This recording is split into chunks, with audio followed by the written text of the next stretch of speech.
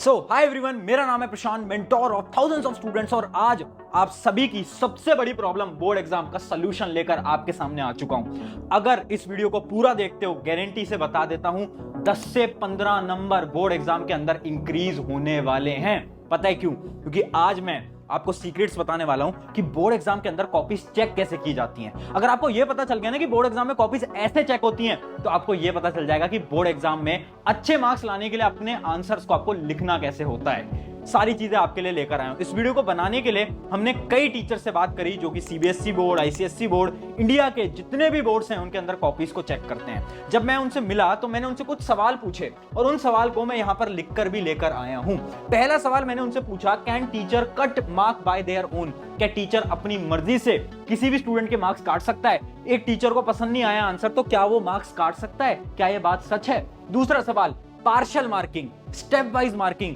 क्या board exam के अंदर स्टेप वाइज मार्किंग होती है? क्योंकि बहुत सारे स्कूल के अंदर तो बोलते हैं कि स्टेप वाइज मार्किंग होती नहीं है। तीसरा सवाल, हार्ड और इजी चेकिंग, क्या चेकिंग बहुत ज्यादा मुश्किल होगी या बहुत ज्यादा आसान होगी? ये सवाल भी मैंने पूछा। और लास्ट, प्रेजेंटेशन से मार्क इंक्रीज होते हैं क्या? ये बड़ा इंपॉर्टेंट सवाल था, सब पूछते हैं। अगर हम अच्छा सजा सजा के लिखेंगे तो क्या हमारे मार्क्स इंक्रीज होंगे? तो 4 सवाल पूछे और इन चारों सवाल के आंसर्स मैं आपको बताने वाला हूं। 5 टिप्स लेकर आया हूं, बोर्ड एग्जाम की 5 ऐसी टिप्स जो कि सीक्रेट टिप्स हैं। इनको अगर फॉलो करते हो 5 से 10 नंबर तो मिनिमम इंक्रीज होंगे ही होंगे। ठीक है, स्टार्ट करते हैं टिप नंबर 1 से। टिप नंबर 1 हमारी क्या बोल रही है? आंसर की। देखो ध्यान से सुनना। आपको ऐसा लगता है ना कि अगर एक टीचर को आपका आंसर पसंद नहीं आया तो आपके नंबर काट देगा, जबकि बिल्कुल गलत है। कोई टीचर बोर्ड एग्जाम के अंदर ऐसा नहीं कर सकता। हाँ, स्कूल के अंदर बिल्कुल ऐसा टीचर्स कर सकते हैं, बट बोर्ड एग्जाम के अंदर नहीं कर सकते। पता है क्यों? क्योंकि बोर्ड एग्जाम के अंदर आंसर की दी जाती है। हाँ, हर एक टीचर के पास आंसर की होती है, चाहे तुम सीबीएसई बोर्ड की बात करो, आईसीएसई बोर्ड करो, इंडिया के जितने भी बोर्ड्स हैं, सब टीचर्स को जब कॉपी चेक करते हैं तो उनको एक आंसर की मिलती है और उन्हें अपने पेपर को आंसर की के अकॉर्डिंग चेक करना होता है। वो अपनी मर्जी से चेक नहीं कर सकते। उन्हें सेट ऑफ रूल्स दिए जाते हैं कि ये रही आंसर की और इसके अकॉर्डिंग ही आपको चेक करनी है। और मैं आपको कुछ प्रूफ भी दिखा देता हूं। जैसे आंसर की है, ये सीबीएसई की आंसर की है। आप आपके जो भी बोर्ड है उसकी वेबसाइट पे आप जाओगे, वहां पर आपको आंसर की भी देखने को मिल जाएंगी। जैसे कि हमारी ये सीबीएसई की आंसर की है, ये हमारी क्लास 12 की केमिस्ट्री की आंसर की। तो आप देख सकते हो जैसे क्वेश्चन नंबर 21 का आंसर क्या होगा, 22 का क्या होगा, 23 का क्या होगा, 24 का क्या होगा, 25, ऐसे पूरा का पूरा लिख के आता है। ठीक है, एक और एग्जांपल दिखा देता हूं। ये एग्जांपल है हमारी क्लास 10 की साइंस का। तो आप देख सकते हो जैसे सेक्शन ए में एमसीक्यूज हैं, तो देखो एमसीक्यूज के भी सारे आंसर्स यहां पर लिखे हुए हैं, ए बी सी डी, कौन कौन से आंसर्स होंगे। उसके अलावा सेक्शन बी के आंसर्स ये हैं और साइड में आप देखो तो मार्किंग भी दे रखी है। तो सब कुछ एक टीचर को मिलता है। ये है हमारा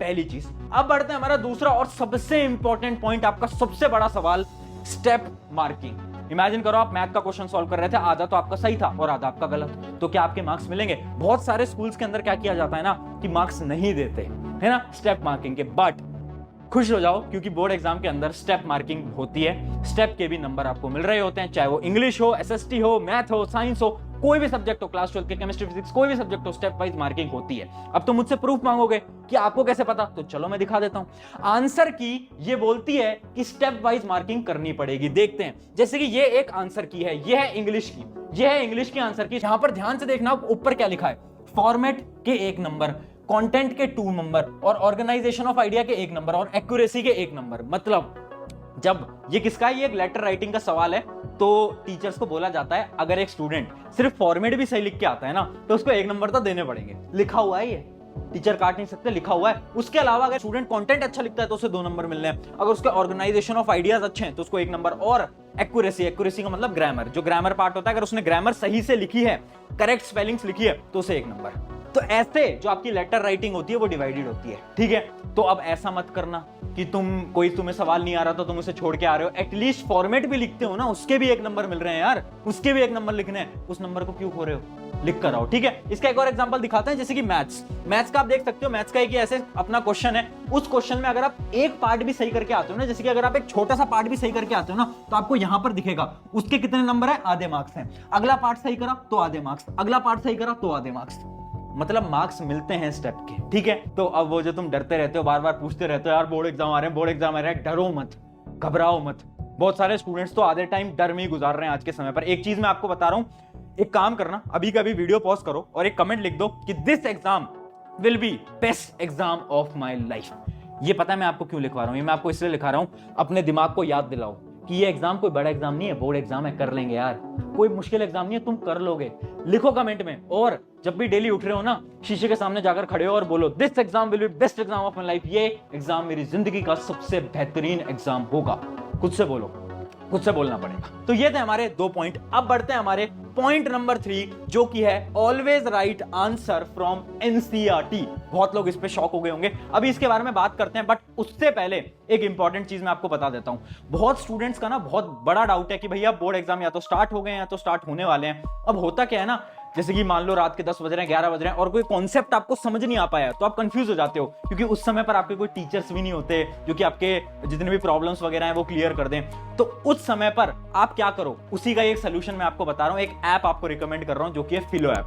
अब फिलो ऐप इतना शानदार ऐप है ना, क्योंकि इमेजिन करो रात के 10, 11, 12 बज रहे हैं और मैथ की एक प्रॉब्लम आपसे सॉल्व नहीं हो पा रही। अब आपको क्या करना है, फिलो ऐप पे जाना है। फिलो ऐप के अंदर आप 60 सेकंड के अंदर एक पर्सनल ट्यूटर से कनेक्ट कर जाओगे और जितनी भी आपकी प्रॉब्लम्स हैं वो ट्यूटर आपके साथ बैठ के आपकी सारी प्रॉब्लम्स को सॉल्व कर देंगे। सिर्फ इतना ही नहीं, इसके साथ साथ फिलो ऐप के अंदर आपको test series, previous year question, study material, बहुत सारी चीजें भी मिल रही होती हैं। ठीक है, तो मैं लिंक दे दूंगा डिस्क्रिप्शन के अंदर, ऐप जाकर ट्राई करो, डाउनलोड करो। और क्योंकि आप मेरे स्टूडेंट हो, एक कोड आपकी स्क्रीन पर आ गया होगा, इस कोड को लगाओगे तो इनके सब्सक्रिप्शन में आपको 10% ऑफ भी मिल जाएगा। चलिए अब बढ़ते हैं हमारी 3rd नंबर की टिप, जो कि है always right answers from NCERT. तुम शॉक हो गए ऐसा मैं क्यों बोल रहा हूं? देखो सिंपल सी बात है, आपको ना आंसर की को मैं दिखाता हूं, उससे आप बहुत अच्छी तरीके से समझ पाओगे। जैसे कि एक आंसर की है, ये आंसर की जाती है आपके टीचर्स के पास जो कि आपकी कॉपी को चेक करने वाले हैं। अब जैसे कि एक क्वेश्चन है एसएसटी का, हम क्लास 10 की एसएसटी का एक क्वेश्चन देख लेते हैं। क्वेश्चन है describe the role of political parties. आपको बताना है पॉलिटिकल पार्टी का रोल, और आंसर की के अंदर आपके टीचर को यहां पर 7 से 8 पॉइंट दिए गए हैं, और लास्ट में देखो क्या लिखा है, एनी 5 पॉइंट्स। कोई भी 5 पॉइंट अगर बच्चे ने लिखे हैं तो सही कर देना। अब ये जो 8 पॉइंट है ना, ये सारे के सारे 8 पॉइंट एनसीईआरटी के हैं। सिमिलरली आपके जितने भी थ्योरी सब्जेक्ट्स हैं उनकी जो थ्योरी होती है, जैसे कि इमेजिन करो बायोलॉजी का एक सवाल आ गया, what is multi cellular organism, जो एनसीईआरटी में लिखा है वही टीचर्स की आंसर की में होगा। अब होता क्या है ना, कभी कभार, बहुत कम ऐसे टीचर्स होते हैं, बट ऐसे टीचर्स होते हैं जो कि स्ट्रिक्ट होते हैं। अब क्या होता है ना कि वो इस आंसर की से आपकी कॉपीज को चेक करते हैं। अब इस आंसर की में आपने जो आंसर लिखा है वो नहीं है, क्योंकि आपने एनसीईआरटी से पढ़ाई नहीं करी, आपने तो कहीं और से पढ़ाई करी, आपने तो शायद लेक्चर से पढ़ाई करी, कहीं से पढ़ाई करी है। अब होता क्या है कि आपका आंसर इस आंसर की से मैच नहीं कर पाता और उन्हें मौका मिल जाता है आपके नंबर काटने का, और वो काट लेते हैं। तो इस वजह से मैं बोल रहा हूं एनसीईआरटी पढ़ो, एनसीईआरटी की लाइन बाय लाइन लिखने की प्रैक्टिस करो। एनसीईआरटी की जितनी भी डेफिनेशंस हैं उन्हीं डेफिनेशंस को आपको एग्जाम के अंदर लिख के आना है, क्योंकि जब आंसर की में डेफिनेशन लिख के आएगी तो टीचर के पास कोई स्कोप नहीं होना चाहिए कि तुम्हारे नंबर काट दे, क्योंकि तुमने तो आंसर एनसीईआरटी वाले लिखे हैं, तो फिर तुम्हारे नंबर कटने की कोई चांस नहीं है। एक और एग्जांपल देखते हैं, जैसे कि डायग्राम्स जो होते हैं ना, वो भी आप एनसीईआरटी वाले ही प्रैक्टिस करो, क्योंकि बहुत ऐसे भी टीचर्स होते हैं जो कि अगर तुम अपने किसी और बुक का डायग्राम बना के आ रहे हो, जैसे कि इमेजिन करो एनसीईआरटी के अंदर डायग्राम अलग है, किसी बुक के अंदर थोड़ा बहुत डायग्राम अलग होता है, तो टीचर्स वहां पर भी आपके नंबर काट सकते हैं। तो याद रखना, करना क्या है, एनसीईआरटी के जितने भी डायग्राम्स हैं वही आपको प्रैक्टिस करने, एग्जाम के अंदर वही आपको बना कर आने हैं। ये थी हमारी टिप नंबर 3। अब बढ़ते हैं हमारी सबसे इंपॉर्टेंट जो कि है प्रेजेंटेशन। क्या प्रेजेंटेशन से मार्क्स इंक्रीज होते हैं? अब यही सवाल मैंने उन बोर्ड एग्जाम के टीचर से पूछा, तो उन्होंने बोला बिल्कुल होते हैं, और 3 फैक्टर्स होते हैं जिससे कि आप भी अपने मार्क्स को इंक्रीज कर सकते हो। पहला फैक्टर है अटेम्प्ट पेपर इन ऑर्डर, एक ऑर्डर के अंदर पेपर को अटेम्प्ट करो। अब तुम सोच रहे होगे भैया हम तो पहले सेक्शन डी कर लेते हैं, सी कर लेते हैं, बी कर लेते हैं, हम तो किसी ऑर्डर में नहीं करते। अभी समझाता हूं, देखो आप किसी भी सेक्शन को कैसे भी अटेम्प्ट करो, जैसे कि आप इमेजिन करो आप पहले अटेम्प्ट करते हो सेक्शन सी, फिर करते हो डी, फिर करते हो बी, फिर करते हो ए, है ना, इसमें कोई दिक्कत नहीं है, बट आपको क्या करना पड़ेगा कि जैसे आपने सेक्शन सी स्टार्ट करा ना, मान लो सेक्शन सी 21 क्वेश्चन से स्टार्ट हो रहा है, 21st क्वेश्चन से स्टार्ट हो रहा है। अब जो सेक्शन सी के अंदर जितने भी सवाल हैं उन सारे सवालों को एक ऑर्डर में करना, 21, फिर 22, फिर 23, ऐसे करना, है ना। ऐसे नहीं कि सेक्शन सी स्टार्ट कर दिया, उसके अंदर पहले 23 कर रहे हो, फिर 21 कर रहे हो, फिर 27 कर रहे हो, ऐसे मत करना। ऐसे करोगे नंबर कटेंगे, टीचर्स ने साफ बोला है। चलिए ये थी अपनी पहली प्रेजेंटेशन टिप। दूसरी क्या है, लास्ट पेज फॉर रफ। देखो जो भी आपके न्यूमेरिकल सब्जेक्ट्स होते हैं, बहुत सारे स्टूडेंट्स क्या करते हैं, जो आपकी आंसर शीट होती है उसके राइट साइड में एक ऐसा बॉर्डर बनाते हैं और यहीं पर ही कैलकुलेशन करने लग जाते हैं, जैसे कि आपको दिख रहा होगा। अब ये जो चीज होती है ना, ये आपके पेपर को बहुत बेकार बनाती है, प्रेजेंटेशन बहुत खराब कर देती है। आपको ऐसे नहीं करना है, इस बच्चे की तरह आपको नहीं करना है। आपको क्या करना है, आपको जो लास्ट के 2 पेजेस हैं उनके ऊपर रफ हेडिंग डालनी है और वहां पर आपको जितने भी रफ काम करना है वहां करो, उस पर आप कुछ भी करो, कोई फर्क नहीं पड़ता, कोई टीचर नहीं देखता, बट ऐसे मत करना प्लीज। ऐसे करोगे ना तो बहुत इंप्रेशन बेकार जाता है। ऐसा मैं नहीं बोल रहा, ऐसा टीचर्स बोल रहे हैं कि इंप्रेशन बहुत बेकार जाता है और कहीं ना कहीं उन्हें उतना मजा नहीं आ पाता। ठीक है, आगे बढ़ते हैं। और ये हमारी प्रेजेंटेशन की लास्ट टिप जो कि है कीवर्ड स्ट्रैटेजी। देखो कीवर्ड स्ट्रैटेजी मैं आपको बहुत बार बता भी चुका हूं, है ना। अगर आपने वो वीडियो नहीं देखी है how to write answers like a topper, तो उस वीडियो को देख लेना। ये जो अपनी कीवर्ड स्ट्रैटेजी होती है ना, इसके अंदर देखो आपको क्या करना होता है, मैं आपको एक बार दिखा भी देता हूं। जैसे ये आंसर है, ये एक टॉपर बच्चे की आंसर शीट है। अब आपको क्या करना होगा, जितने भी इंपॉर्टेंट वर्ड्स है ना आंसर्स में से, उनको मार्क करना है, उनको हाईलाइट करना है पेंसिल से। जैसे कि ये लिख रखा है इसने न्यूरोट्रांसमीटर, क्यों मार्क करा है ये इसलिए मार्क करा है ताकि जब एक एग्जामिनर इसकी कॉपी चेक कर रहा होगा ना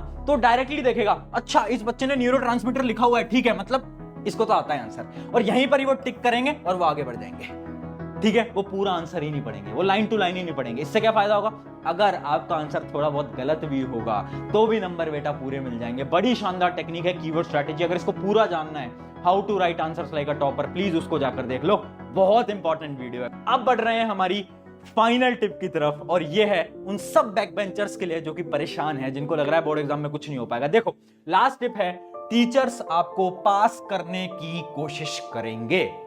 हाँ मेरे दोस्त, सही सुन रहे हो, हर एक टीचर चाहेगा कि आप पास हो।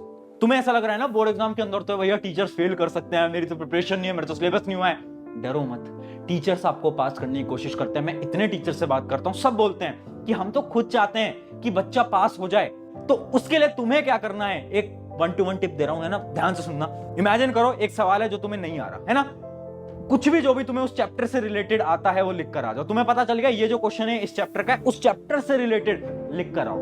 जो भी तुम्हें आता है अनाप शनाप लिखे आओ, जो भी तो उस चैप्टर से रिलेटेड आता है तुम्हें लिख कर आना पड़ेगा। उससे पता क्या होगा, इमेजिन करो आप अगर कहीं पर फेल हो रहे होगे, अगर आपके मार्क्स कम आ रहे होंगे, तो टीचर्स क्या करेंगे, आपका आंसर थोड़ा बहुत गलत भी होगा ना तो उसके अंदर आपको 1 नंबर या फिर आपके 1.5 नंबर ऐसे कुछ मिल जाते हैं, आधे 1 नंबर मिल जाते हैं। करना क्या है, किसी भी आंसर को नहीं छोड़ना है, और यही टॉपर करते हैं। टॉपर किसी भी आंसर को नहीं छोड़ते, वो सारे आंसर्स को अटेम्प्ट करके आते हैं। तो ये थी हमारी 5 tips. I hope in 5 tips से आपकी मदद हुई होगी। और एक कमेंट आपको करने को बोला था, याद है क्या, this exam will be best exam of my life. उस कमेंट को फटाफट से कर दो।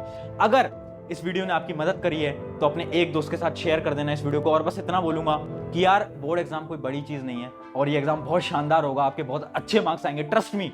मैं बहुत सारे बच्चों को हर साल देखता हूँ, डरते हैं बोर्ड एग्जाम से, बट कुछ होता नहीं है, बहुत आसान एग्जाम, बहुत अच्छे मार्क्स लेकर आने वाले हो। ट्रस्ट रखो और खुद से हर रोज बोलो, this exam will be best exam of my life. शुक्रिया एवरीवन, मेरा नाम है प्रशांत, मिलते हैं नेक्स्ट वीडियो के अंदर।